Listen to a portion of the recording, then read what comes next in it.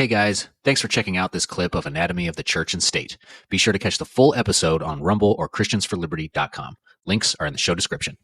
Now, at the time you wrote this book, you called it the greatest onslaught against the truth and the greatest threat to the church today. Do you think things have gotten worse since you wrote the book? No, not at all. The social justice movement has three legs. It is race, gender, and sexual preference. And everything you're seeing in the news today about the trans revolution is the social justice movement. The homosexual agenda, the female pastor stuff going on right now in the SBC.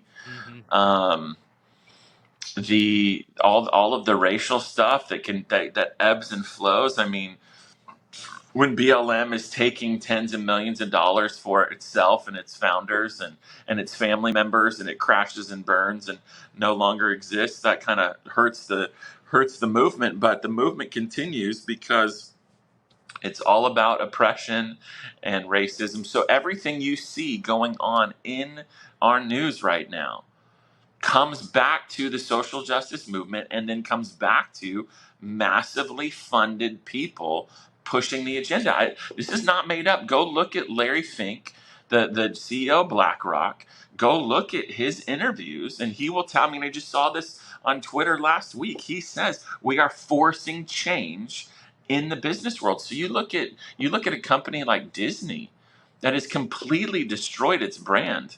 It is no longer a trusted brand for parents at all. Why? Because of the social justice movement. They know that they knew they were going to lose money on all of these things that they kept putting out. But here's the thing: they don't care. And the reason they don't care is because there's an agenda underneath everything else. You and I look at it in the old world like, hey, you know what? They're not going to make money on this, and so eventually they're going to change their minds. And what we don't understand is that there's a totally different chess match going on here. That they don't care how much money they lose, because when BlackRock has most of the people on their board, has the majority on their board, and BlackRock owns $19 trillion in assets with a T, not a B. A T, 19 trillion in assets. They don't care if they lose a ton of money. Right. BlackRock is going to fund them, going to take care of them. It doesn't matter. They're pushing an agenda for their ESG scores. That's why a group like Bud Light, that's why they didn't care about that at first. Right. Because they're like, our ESG score goes up, our governance score goes up. And so in China, so we know people in China where you have a social credit score. So your love, your support for the dictatorship in China, the more stuff that you do in your life that supports the regime, increases your social credit score.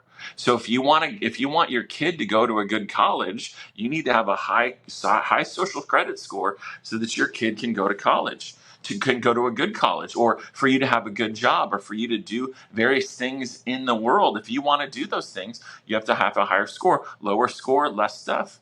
Well, right now in America, that's true for business, is that businesses have ESG scores. So if you want certain loans, if you want certain people to support you, certain companies to support you, fund you, give you the loans that you need to continue all of that, then you need to have a high ESG score. We think this is new, but it's not. It's been going on for the past 5 years at least, if not into 10 years. We just didn't know about it until now.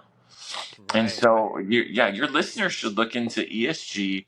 They should. So we had a conference at Redeemer back in June of last year called the Theology of Marxism Conference. We hosted it. It wasn't our conference, but we hosted it, where the speakers lay out all of this stuff. So I would encourage you and your listeners to go watch that, the Theology of Marxism. You can just go to YouTube and type in the Theology of Marxism and just watch it. And they just lay it out point by point. Here is what's going on right now in our world.